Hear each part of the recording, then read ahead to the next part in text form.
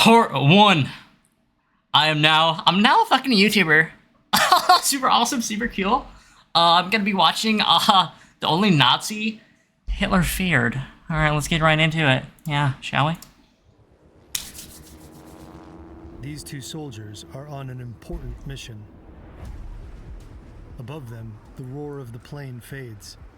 Below them lies their homeland, occupied by the Nazis. And somewhere down there, I can let it have Matt or Reinhard Heydrich, the Butcher of Prague. One of the key architects of the Holocaust. Hitler calls him the man with the iron heart. He's responsible for 1.5 million deaths. And he doesn't have the faintest idea they're coming for him.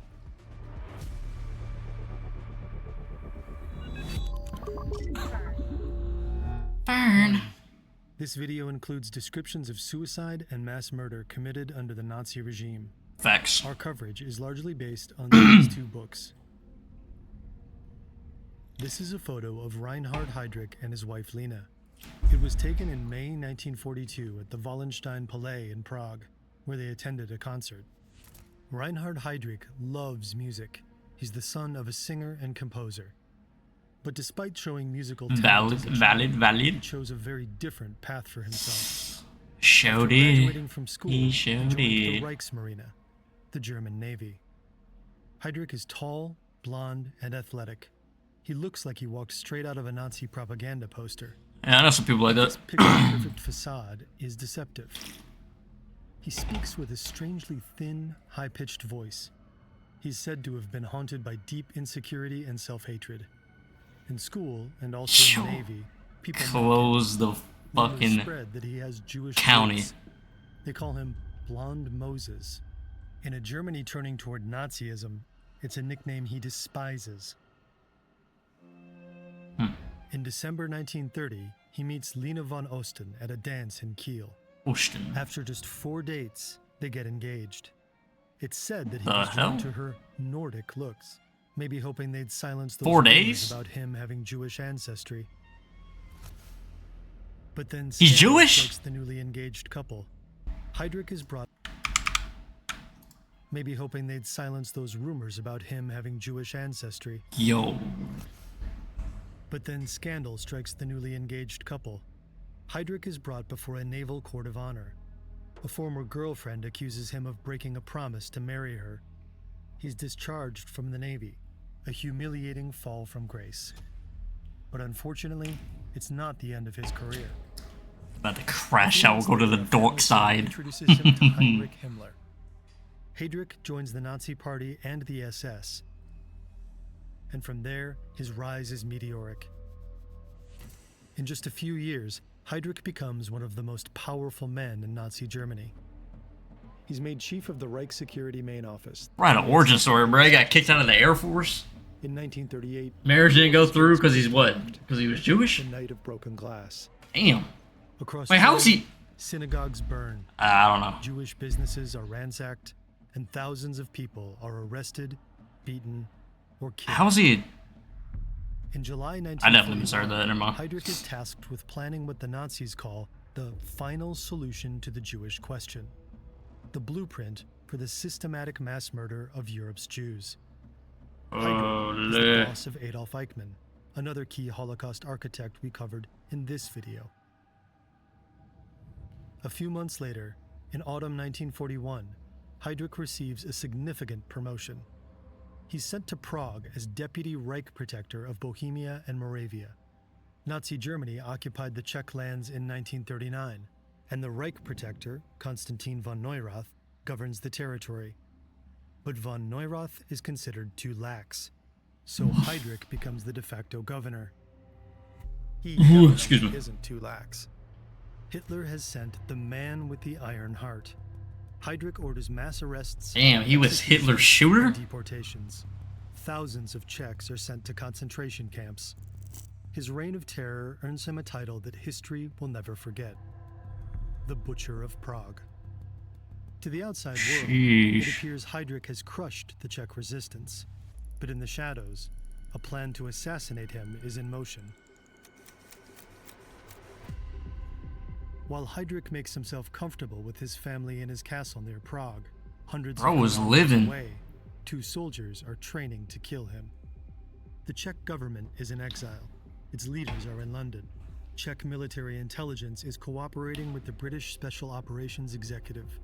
Together, they plan a top-secret mission to assassinate Heydrich. Operation Anthropoid. Enter Jan Kubiš and Josef Gabčík. Meeting in Poland in 1939, they eventually join the French Foreign Legion, the only way to fight back. In the ranks of the Legion, they become good friends. After the fall of France, Czech forces are moved to Britain. In the autumn of 1941, Gabčík is chosen for Operation Anthropoid. When his partner suffers an injury during training, Gabčík insists that Kubiš be the one to replace him.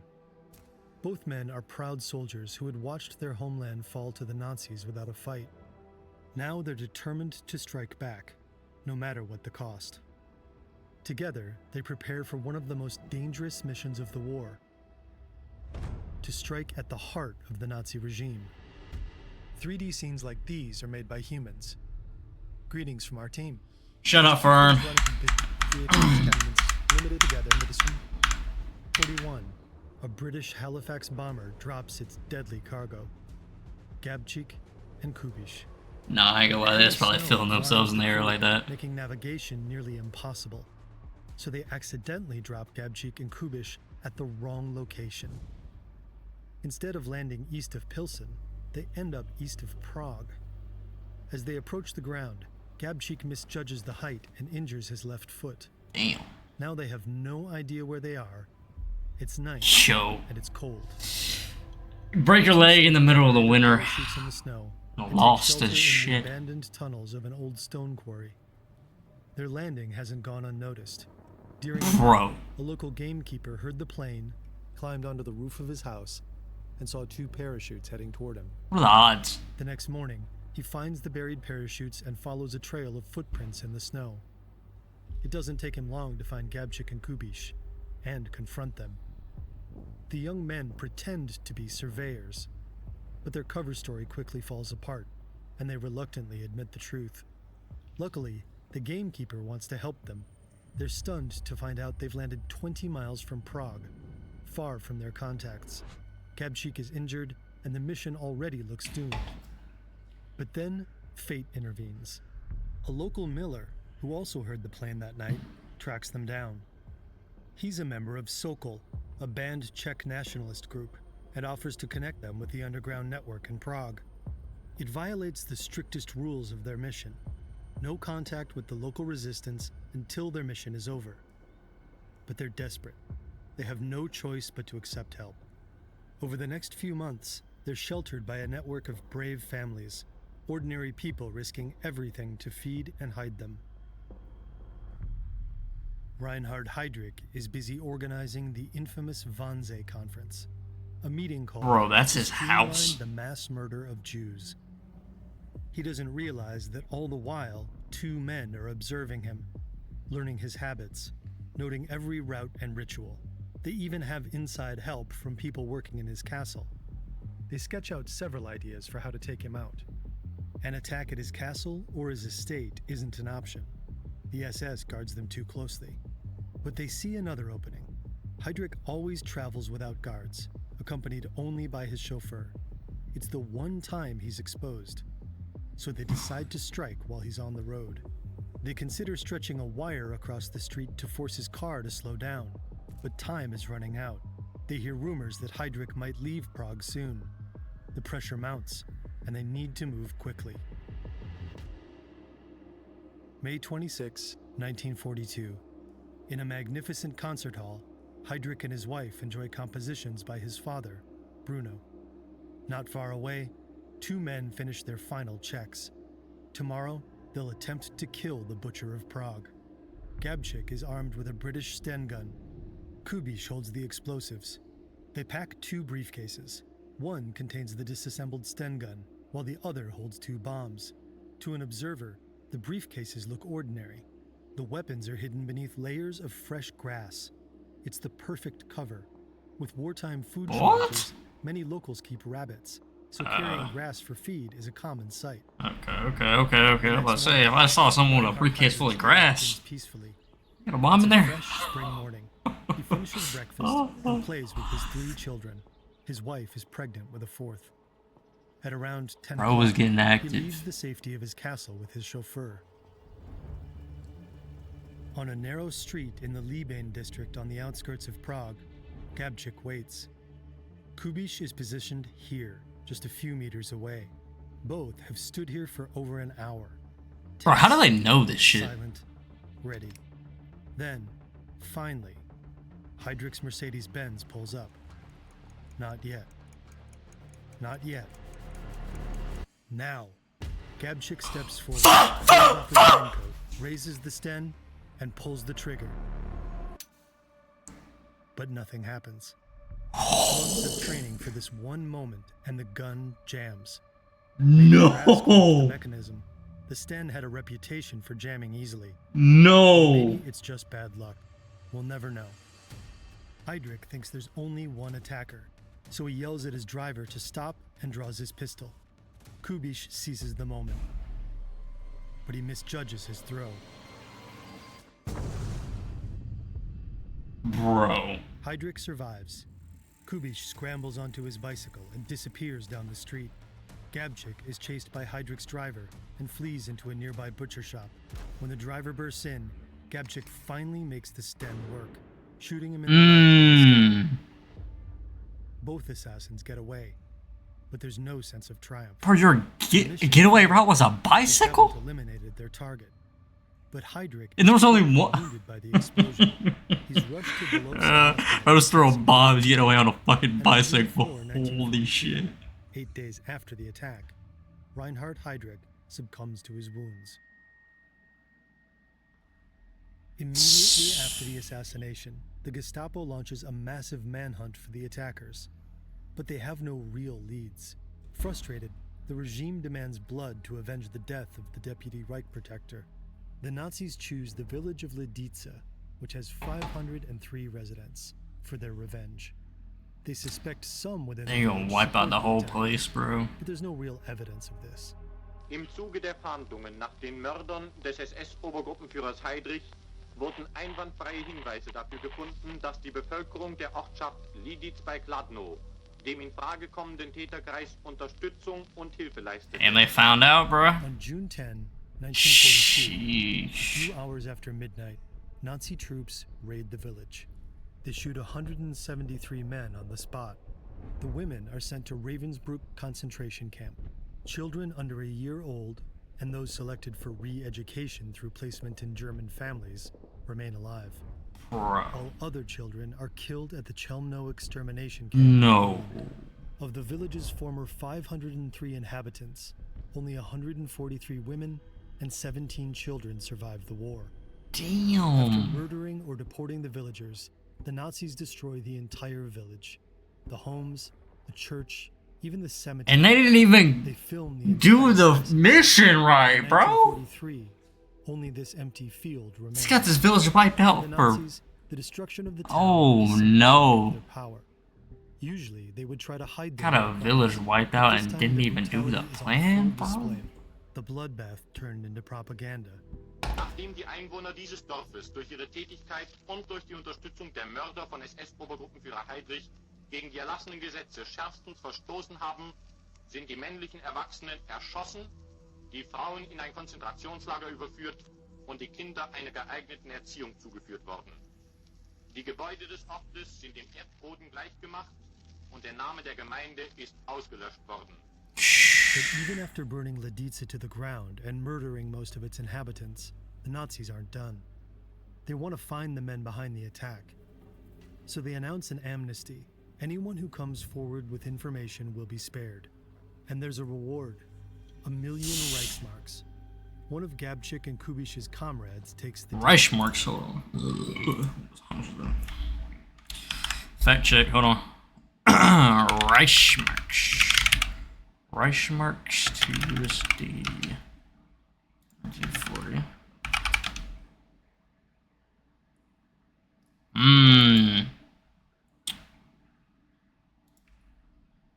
1 million Reichsmarks to USD to.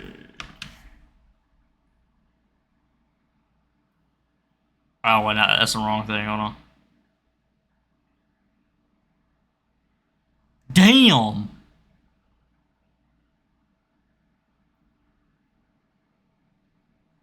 So 400k USD back then, you'd about like 9.5 million. Holy. His name is Karl Chugda. His story is similar to theirs. He fled to Poland, joined the French. And that's just for information. Hold on. That's not even just like.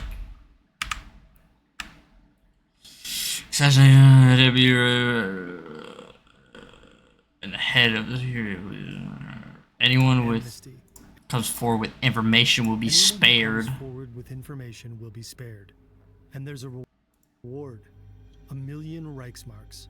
Reichsmarks. Oh shit. Comrades takes the deal. His name is Karl Chugda.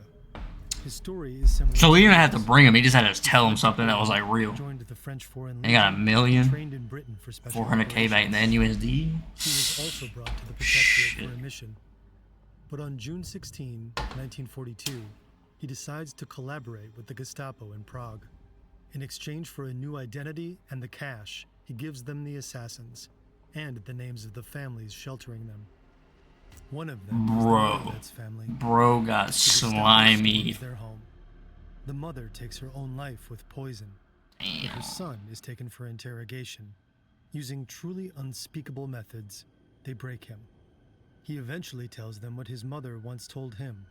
If you're ever in serious trouble, go to the church of St. Cyril and Methodius. Inside this Orthodox church, Gabčík and Kubiš have found refuge. Here, in the damp darkness of the crypt, the 2 assassins and 5 other paratroopers wait for orders from London. They know about Lidice. They know that hundreds of innocents have already died in the Nazi reprisals. Crushed by guilt, they consider committing suicide in a public park. They hope that leaving a note claiming responsibility might finally stop the killings. But before they can make their move, it's too late. The Nazis surround the church. Then, all hell breaks loose. 7 men against more than 700 SS and Gestapo troops. 700? When the Nazis can't break through their defenses, they flood the crypt. Kubiš dies from injuries he suffered in the firefight. Then, one by one, the other paratroopers choose death over capture. Some use cyanide, others their last bullets. In the end, both of Heydrich's assassins. Damn. Dozens of resistors, entire families, are executed for helping them. Among them, Bishop Gorazd and other members of the Czech Orthodox Church. And the Nazis' revenge doesn't end there. Just days later, they wipe another village, the Žáky, off the map. Every adult in the village is executed.